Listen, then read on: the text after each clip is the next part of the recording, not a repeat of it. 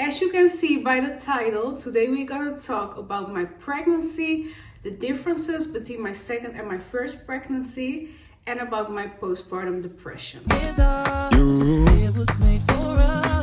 You are all I care about. So the main similarity between my first pregnancy and my second pregnancy really was the first trimester. The first trimester was, hell. Like, it was so bad.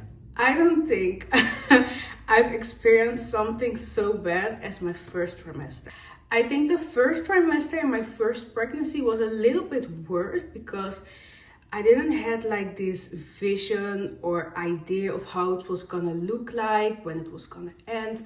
I read all about women who had like this nausea all throughout their pregnancy. So I was really scared after 12 weeks. When the nausea didn't go away, I was scared that I would have the nausea like my whole pregnancy. So that was something really scary to me.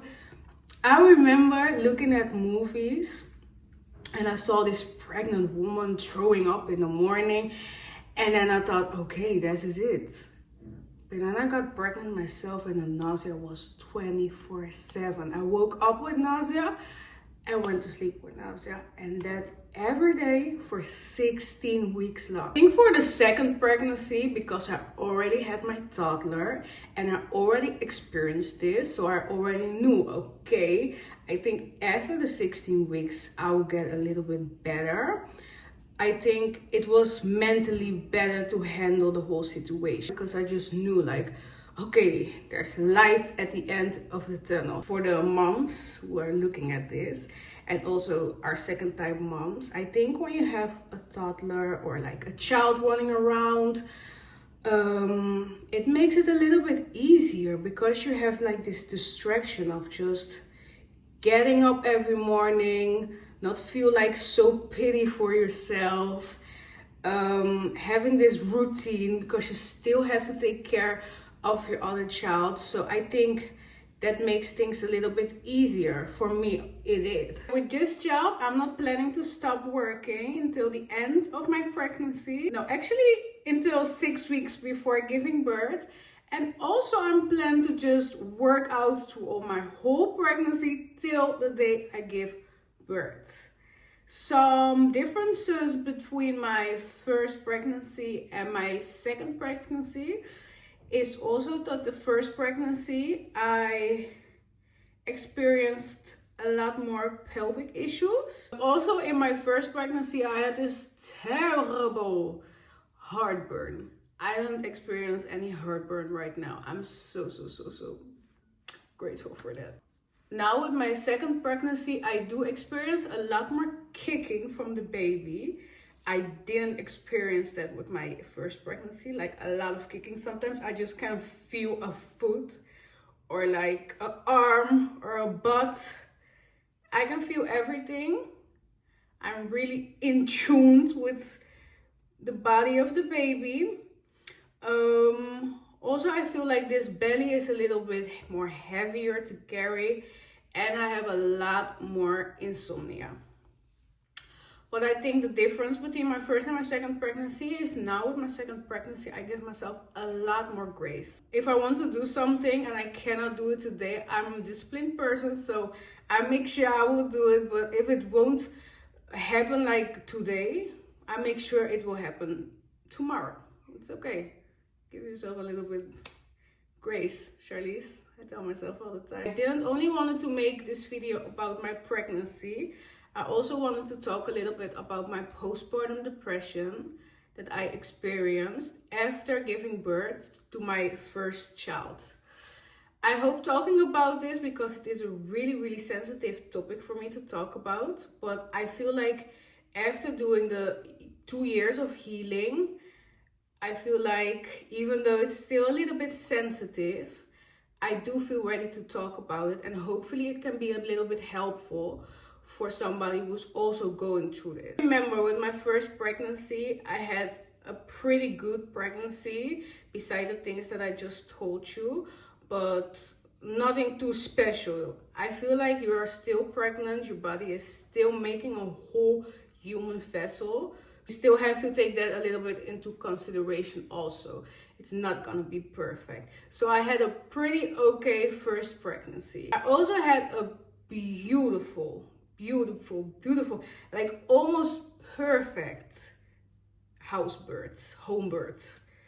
It was perfect. Me and my man, we lighted up the candles. We put some relaxing music on. I had the bed shop right there. So when I wanted, I could go in bed. But it just started to mess up a little bit with my contractions. The contractions started to get a little bit less in the bed. So I ended up not giving birth in the bed. But I had a beautiful home birth. Just me, my man, and my midwife. Beautiful. After giving birth, I felt so tired. I felt drained. I remember having this baby in my arms and I was like, what is this? Like, I knew it was my baby, but I didn't felt it. I remember looking at her and I just felt completely disconnected from the whole moment. I felt disconnected from my baby. I felt disconnected from everything. I remember just going into sort of a survival modus. So I just knew instantly that I needed to take care of my daughter, but I just didn't felt it like in such a motherly way, if it makes sense. So I had this baby in my arms and she ended up going to the hospital. Even though I had a home birth, she needed to go to the hospital because she was too small. So they ended up taking me in the hospital and I stayed there for 2 days. After the 2 days, she gained a lot of weight and it was all fine. So we could go home after the 2 days. But I felt super rushed in the whole process because I just gave birth, needed to go to the hospital. I couldn't even walk because I had so much pain down there. Oh, it was bad. I felt like going to a rat race or a circus or something. I just wanted it to stop at the moment, but you know, I guess that was the beginning of parenting. I remember when me and my man were at the hospital and we had this little baby. They told us we could go home and I was like, oh my God, how are we gonna do this? All alone at home. I was so scared to do it by myself. Thankfully, my mom, she took 2 weeks off from working, so she came home to us the next day to help us. But I felt overwhelmed in the process. I was super tired. I really wanted to give her breastfeeding, but she ended up not taking the breast for like at the end for 7 months. I ended up pumping for 7 months straight, giving it to her. But she wouldn't latch on. I don't know what it was. I think maybe the whole vibe, the pressure, the fact that my daughter is a little bit impatient and the stream of my breast was a little bit slow. I think the whole combination of that just made it that she wouldn't latch on. So when did I started to feel that I had a postpartum depression? I started to feel that I had a postpartum depression, I think a week or two after giving birth. I remember the crying wouldn't stop. I would cry and cry and cry over every little thing. And I just felt so anxious. At the same time, I just felt like I couldn't take care of my daughter. My mom was there. I cried. I felt like I couldn't take care of her. My mom would tell me all the time, like, you can do this. Just push through. You're a good mom. But I internally didn't felt like it. I felt completely disconnected from the whole experience. I remember Googling like baby blues. And I felt like, okay, maybe this is just the baby blues. It will go away after 2 weeks. It didn't go away after 2 weeks. it lasted. The crying stopped. Yeah, the crying stopped. But internally, I just didn't felt connected with the whole experience or with my daughter. I remember laying in bed with my man and feeling so dark in my head. I felt so dark. And I remember because he experienced a depression before. I never experienced a depression before. And I thought I'm not some type of person who could experience one, but at the end of the day, everyone is capable of having a depression. I remember laying in bed and just looking at him and asking him, like, I feel so dark in my head. Everywhere I look in my head, it's like completely dark. I don't see the light at the end of the tunnel. I asked him, like, is this how depression feels? Because I just feel so dark and so empty. And he's like, yeah, I think it's a little bit of a depression. After 4 months, I still felt a little bit dark inside, but me and my man, we got into a little bit of a routine, and that helped a lot. But there was a lot of tension in the house because of my depression. I was so anxious around everything involving my baby. At the time, I wouldn't let my man really take our daughter by himself. Felt super anxious of my mother-in-law looking after our daughter. So that caused a lot of tension because me and my mother-in-law even had this huge fight about my daughter, where she was just trying to look after her, and I felt too anxious about it. So yeah, it didn't end really nicely there. You can imagine that, having a thought on my relationship with my man, and for him it was the first time in everything also. He was the first time dad, first time figuring this out with me. He didn't even know if it was going to get better or not. We didn't even knew each other for that long. Like, we were dating for 2 years, but still, it's a new phase. Even like without a depression, having a baby is hard because you both are not sleeping.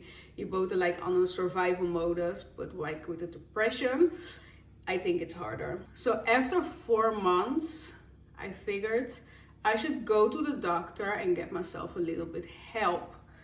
I did that. The doctor told me that it was a common thing for women to experience this, and a lot of women feel like this after giving birth to their baby. I tried to explain to her that I didn't feel like a lot of women felt like this after giving birth to a baby, and I think I tried to explain that my symptoms were a little bit more extreme than the normal postpartum experience. Let me say it like that.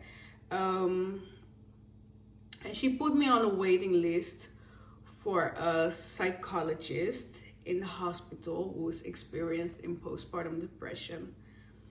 When it was time for me to go to the appointment, I think this was about 6 months after giving birth to my baby girl, I felt a huge relief hearing that after the assessment and like the examination of the psychologist, they told me that indeed it was the postpartum depression and the postpartum anxiousness. I felt relieved because I think throughout the whole 6 to 7, 8 months, I really felt alone, and I really tried to tell my mom, or like, I was the first in my environment who had a child, so I just didn't feel like I could talk to somebody about it. But I ended up telling my mom, like, this is how I feel. And I remember my mom being like, okay, I don't even know, like, I know it's hard, but I cannot relate with what you're feeling. So it was a very lonely place for me at the time, where I tried to explain people how I felt, like even the doctor, but I think you never know how something feels until you experience it yourself. So for me to hear the doctor say like, oh yeah, these are like common postpartum symptoms and we know exactly how you feel, till this day, it's still like talking about it, it still makes me tear up because I just feel the relief all over again. Like, oh, finally, I feel so understood. They put me on the waiting list, but the waiting list ended up being so long, and the tension between me and my man ended up like, you know, getting a lot more and a lot more. We were having a lot more fights about him not being able to do his daddy things that he wanted to do with our daughter, which is very reasonable because he is also the parent. Me wouldn't let him doing nothing with the baby. Like, I felt so anxious about everything. So for him it was a very hard time also because he felt like he couldn't share his daughter also the way he wanted to share his daughter with the world. So we had a huge disconnection there, and the fights were piling up. The fights were also giving me a lot of stress, despite feeling already so dark. The fights were causing me a lot of stress. So we ended up breaking up 1 year postpartum. And I feel like that is the best thing. After a year we broke up, I got an apartment. And I went living by myself in an apartment with our daughter, and I was a single mom for 3 months. We did the whole co-parenting stuff, and in the 3 months I really decided to work on my inner peace. So I started therapy. Actually, the postpartum depression went away after like 4 months of starting therapy, but I just went on a long process of healing, and this process took about 2 years where I just healed so much more that was bothering me, and it played a role in the postpartum depression. So I ended up healing a lot of the traumas that I had. Me and my man, we ended up taking relationship therapy. So we worked really hard on our communication and on just being better partners for each other. And now I can honestly say that I feel so good. I feel so in peace, and I did all the work that I needed to do to be in the place that I am right now. So this is my postpartum and my pregnancy story. I hope it was a little bit relatable for anybody who is going to maybe the same thing, or know somebody who is going through the same thing. You can always send them the video, because I know in a time when you feel like that, you just want to feel understood and you just want to feel united. If you are watching this video and you feel like you want to know what I did exactly to heal my postpartum depression, to heal my relationship with my man, to heal myself, my relationship with myself, and to feel the best that I feel throughout this whole pregnancy. But if you want to know also what I'm planning to do to make the chances so much smaller to have a postpartum depression after giving birth in about 2 months, just let me know and I will make a separate video about it. Thank you so much for watching. Bye bye.